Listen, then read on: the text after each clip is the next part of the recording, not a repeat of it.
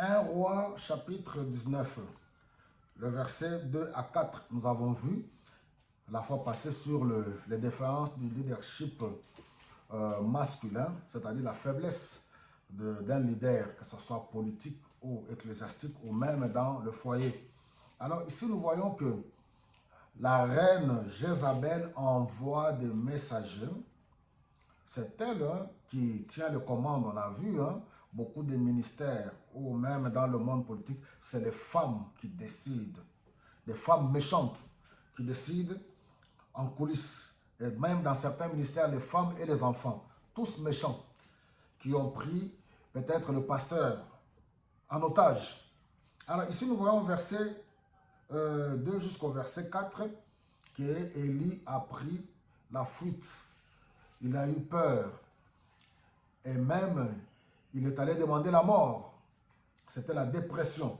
Mais je reviens vite ici rapidement pour montrer que face à la peur, aux menaces, n'ayez pas peur. Dieu nous a fait des promesses. Ésaïe 43.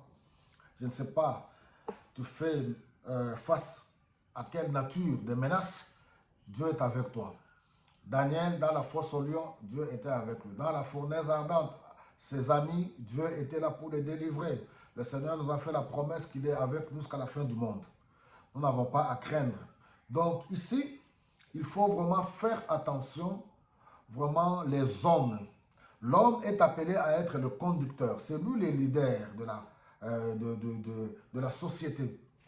Il joue le rôle du protecteur, de guide pour chercher le bien-être de tous ceux qui sont, en tout cas, sous sa responsabilité. Nous voyons quand Dieu a appelé Abraham, il a dit, nous voyons au chapitre 18, au chapitre 19, le pourquoi de l'appel d'Abraham. Je l'ai appelé pour qu'il enseigne à ses enfants et à ses petits-enfants, à sa descendance, la droiture de Dieu.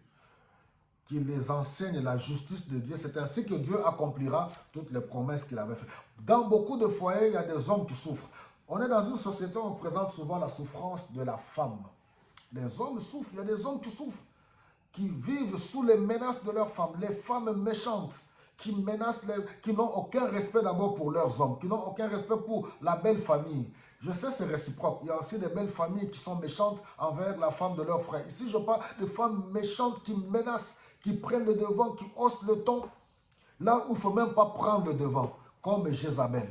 Donc, vraiment que ce message nous aide, que les hommes se ressaisissent, qu'ils prennent les choses en main, qu'ils soient responsables pour sauver la société, le foyer, pour le bien-être de tout le monde.